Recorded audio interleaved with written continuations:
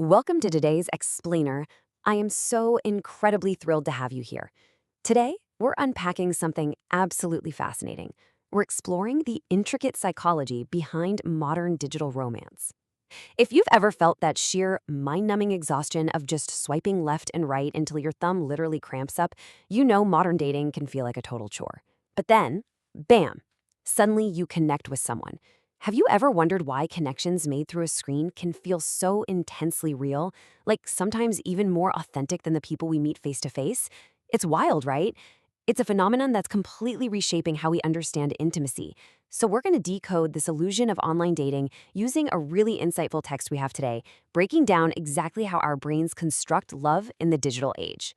Okay, let's dive into this. Is online dating actually closer to true love?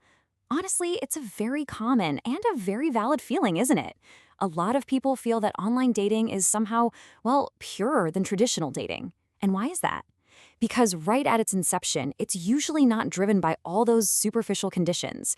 You aren't judging someone based purely on how they look across a dimly lit bar, or their immediate physical proximity to you, or, I don't know, what kind of car they drive to a dinner date. Instead, the connection relies purely on emotional companionship. It's about the chatting, the resonance. You're building this bond mind to mind, which gives us this incredible feeling of a purely spiritual romance. It just feels incredibly authentic and totally untethered from shallow realities. And that dynamic leads directly to this overwhelming, almost magical realization. Finally, someone gets me. The source material points out that when you're engaging in these long, drawn-out chats, sharing your most vulnerable emotions, and exchanging core life values without any of the physical distractions of the real world, it creates a profoundly deep emotional tether. Picture it. You might be keeping each other company late into the night. The rest of the world is completely quiet around you. This high-frequency, in-depth communication, it's highly intoxicating.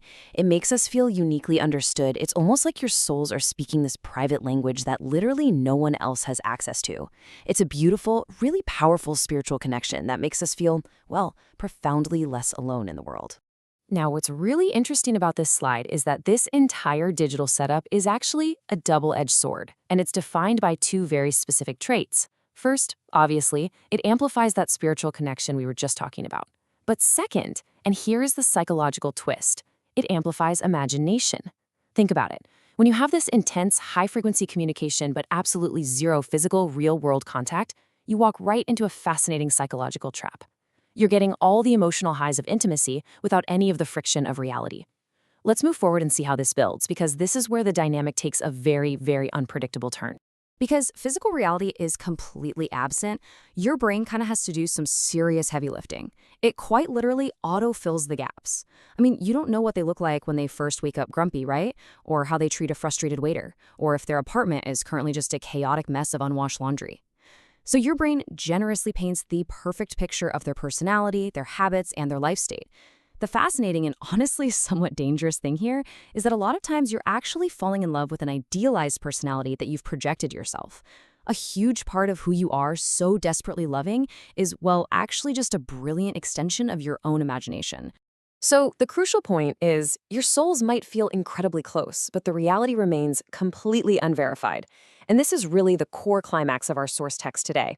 The emotional resonance you build in online dating is undeniably high.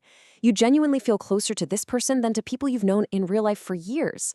But the grounded, day-to-day reality of who this person actually is, that remains totally untested. It's like a relationship built beautifully in the clouds, filled with poetry and deep understanding, but it hasn't yet had to deal with the heavy, unglamorous gravity of the real world. And this brilliantly illustrates what happens when we try to bring that connection down to earth. We realize pretty quickly that a truly stable, long-term intimate relationship requires two non-negotiable pillars to stand simultaneously. On one side, sure, we have the spiritual connection, the mental sync, the empathy, those shared values we get from all those deep midnight chats. But on the exact opposite side, we have real-world compatibility. The source text is very specific about this. It includes the actual feeling of getting along after you finally meet face-to-face. It's navigating daily life habits, sharing a sense of responsibility, showing emotional stability under stress, planning for the future, handling your views on money, and of course, solving the very real logistical issue of physical distance. When we compare these two paradigms side by side, a really striking pattern emerges. Think about real-life dating. It often devolves into merely matching conditions, almost like a resume check, right? Finding someone who lives nearby, has a decent job, looks good on paper. It has all the reality, but it often severely lacks that deep, resonating spiritual connection. Online dating, however, is the exact inverse.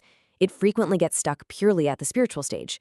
It has all the deep connection and that wonderful feeling of being understood in the world, but it hasn't survived the harsh transition into reality. It just gets stuck on step one, the head in the clouds fantasy, and totally fails to integrate into step two, which is the grounded everyday partnership. Which brings us to the ultimate redefinition of true love, based on the insights from our source text today.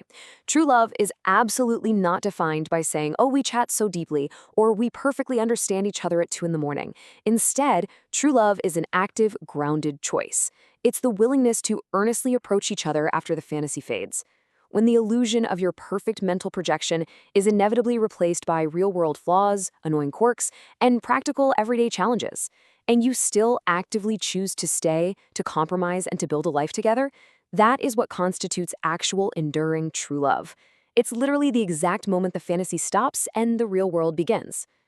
So, I want to leave you with this final provocative thought to ponder today. When the illusion fades, will your connection survive the reality test? Online dating gives us an incredibly powerful, unprecedented tool to find emotional resonance and feel understood in what can be a pretty lonely world. But remember, that's only the very first half of the journey.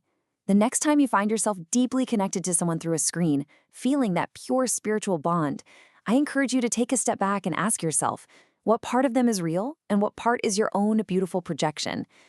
Thank you so much for joining me for this explainer. Keep analyzing, keep learning, and as always, keep seeking the reality behind the illusion.